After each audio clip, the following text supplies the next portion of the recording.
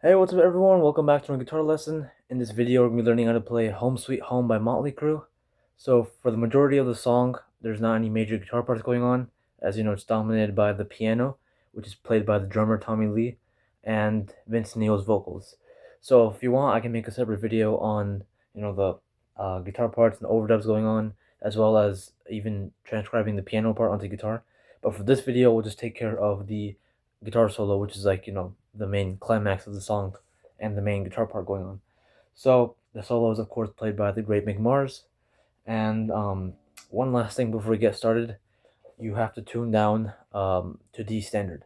So D standard is just like E standard, but we're down to D. So since we're down a whole note from E to D, that means we tune down E string a whole step. So your E string, low E string is going to be tuned down to D.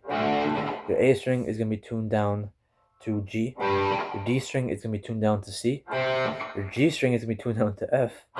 Your B string is going to be tuned down to A. And your other E string is also going to be tuned down to D. So D, G, C, F, A, D. Well, that's harder than you think. Alright, anyways, after you do that and you tune down everything, which should take a while, then we can start playing the song. So, the solo starts off with just a bend. It sounds like a bend, but I think he's also doing a slide. I've seen him do a slide sometimes live. So you can do either or, but basically he's bending the 13th fret on the B string to match the pitch of the 15th fret on the B string. So slide from 13 to 15 or just bend 13. So it's on B string, and then we begin this descending sequence. So what's going on there is after you do the bend and release it, we're gonna go 10 on the high E string. Well, it's a D string now, but I'm gonna call it by as if we were in standard tuning. So 10 on the high E string. Then we're gonna go 13, 12, 10 on the B. 13, 12, 10 also on the G. And then 12, 10 on the D, and then the A. So very simple pattern to memorize. So, and when you get to that 10th fret on the A string, you hit it the first time, and then the second time you hit it, slide down to 8. Now, one thing that you have to take note of is when you're doing this descending sequence, he speeds up as he goes. So he starts off like that, and he ends up. So he slowly just increases his speed. So there's no exact BPM or exact point where he does it. It's sort of just a feel thing. So you can attack it the same way. So alright. So we slide down to the 8th fret, and then we begin the next phrase, which sounds like this.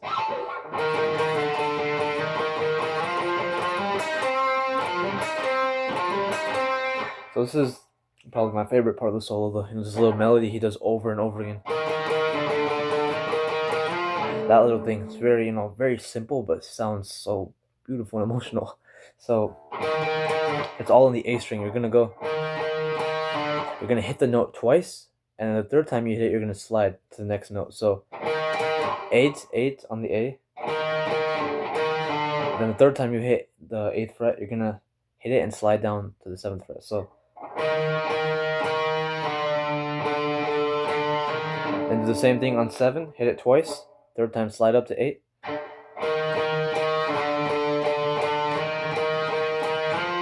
And then once you get to 8, do the same thing up to 10. So and then hit 10 extra twice. Well, extra 2 times. So slowly.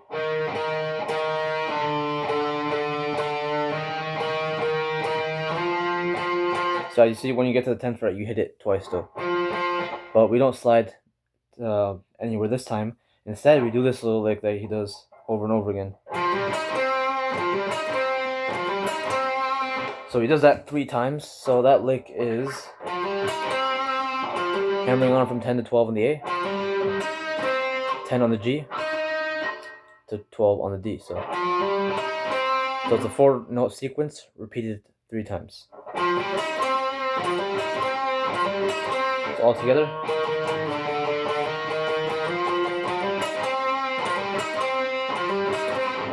Alright, so then after that, we're gonna have this little lick.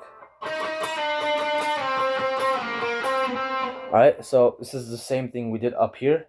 We're just playing it on the G string. Same pattern, right? So remember, hit the note twice. The third time you hit it, slide down to the next note. So 10 on the G to 9, 9 to 7, 7 to 5. So then after you go to the 5th fret, there's no note after it, so we just stop the pattern right there. And then we play it 5-7. You can pick it or hammer on. So now after he does that quick 5 to 7 on the G, that begins the next phrase, which is basically it's just one note being bent over and over again. It's the 7th fret is being bent over and over again, but what he's doing is he's adding pinch harmonics. So you can play the solo with or without pinch harmonics. If you know, you can do whatever you want. I tend to do a mixture of both. Sometimes the pinch harmonics don't come out exactly like the recording, so get as close as you possibly can. Or you can just not use any pinch harmonics at all and just play straight normal bends. So basically the pattern he does is so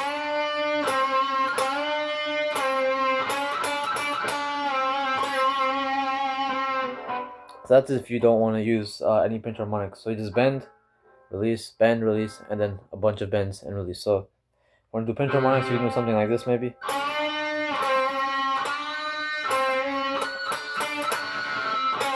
So like it helps if you use the whammy bar a little bit to curve your hand and hit a pinch harmonic. Of course, you can't always do that, so it's better to practice without the whammy bar. But in this case, you have a little bit of time to grab it and do this.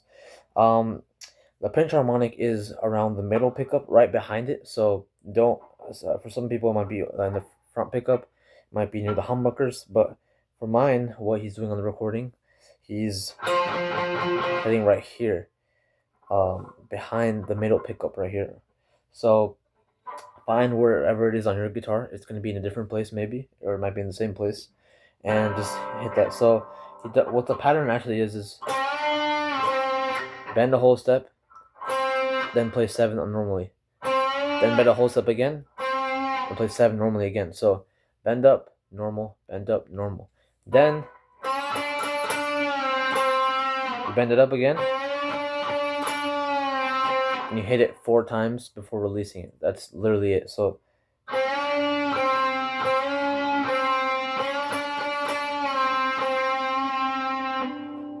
alright, so then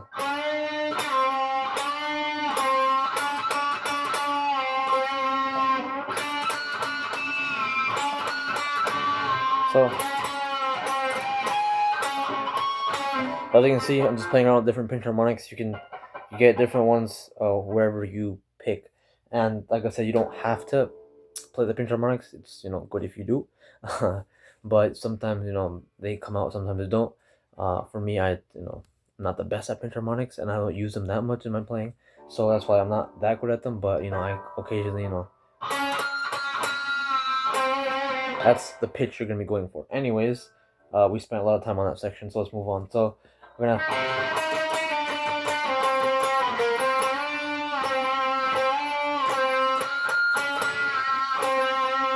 alright, so after that we're gonna go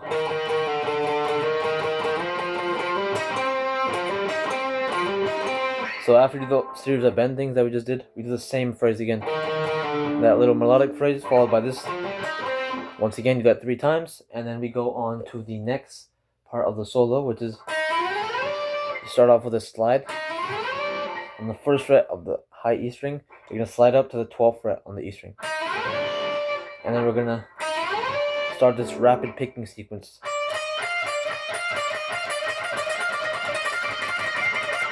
Basically, what he's doing is 12, 13, 15 on the high E string, and you just keep repeating that over and over again. It sounds like he's tremolo picking it, and he might be, but if you slow down the recording, he's actually, this is the pattern. He's not just randomly just whatever note it lands on, he's picking. No, it's the actual pattern that he's doing. 12, 13, 15, 12, 13, 15. Just keep on repeating that over and over again. So, like that. And just like before, when we were doing at the start of the solo, when we did that little ascending thing, remember? We started off slow and we got faster.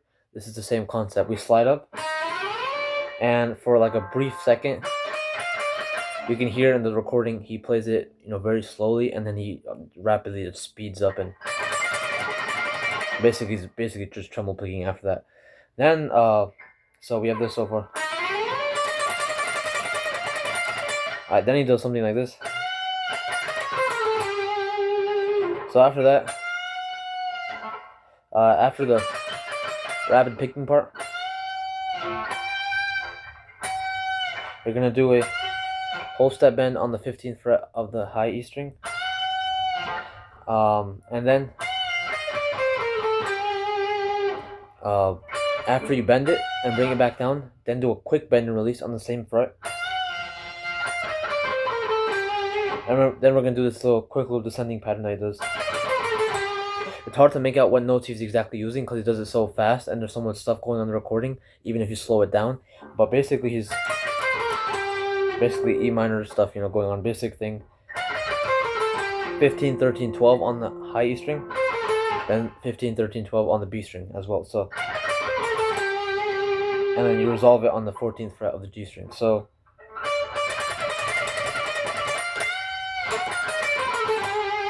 alright, so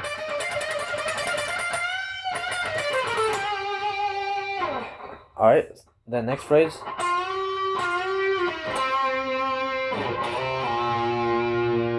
So what's going on there is you're gonna bend the 12th fret on the G string twice. The second time you do it, pull off to the 10th fret on the G string, and then 12th fret on the D. So, sorry. Hold that for a little bit, and then he goes all the way down here before starting the next phrase, and he does that. He slides from 3 to 5 on the A string, and then slides back to 3. So, alright. Then we have this next phrase, which sounds like this.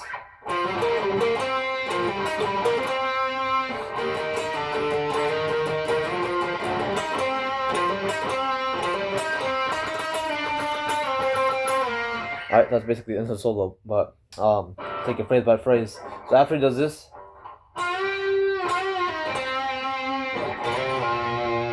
after you hear that, he does this little rhythm thing. So that,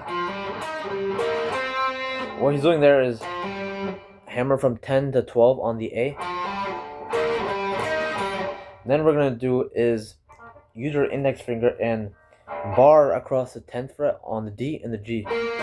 So basically playing a double stop. Now you could use two fingers like this. However, in this scenario, you want to be a little bit quicker because it's pretty quick, the lick. So I'll recommend using your index finger only, like this. So after you hit the double stop, go back down to the 12th fret on the A. So hammer on, double stop, back to 12th fret on the A, and then back to double stop. This time 12th fret on the D. So it's a six note pattern basically. 1, 2, 3, 4, 5, 6, and you repeat the whole pattern twice. So, all right. And after that, we do the same descending pattern.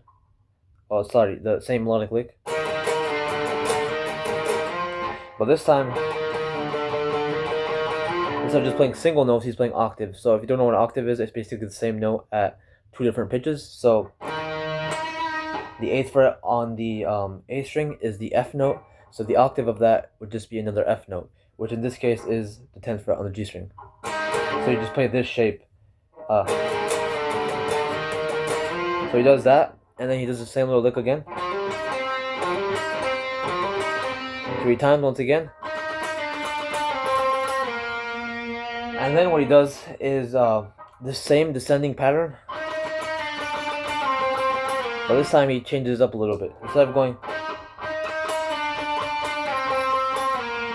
Instead of making a more straightforward melody, he adds a lot more picking to it. Basically, He goes da da da down da da da. So da da da. It's very quick picking, and the second you pick it, slide down, pick it quickly again, slide down, pick it quickly again, and slide down. So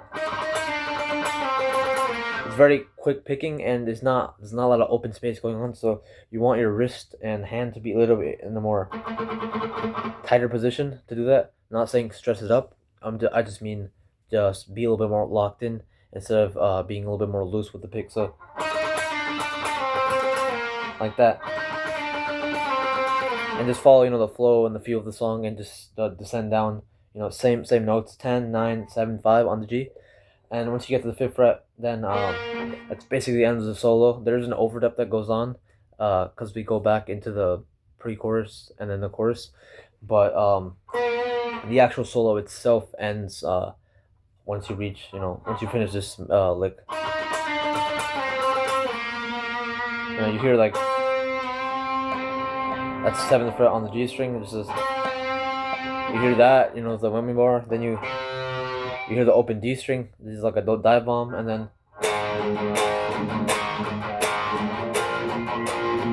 he does that little thing to end the song. I mean, so he's just chugging on a B flat power chord. So 1st fret on the A, 3rd fret on the D string. Then he does the same rhythm 2 frets up on the C power chord. So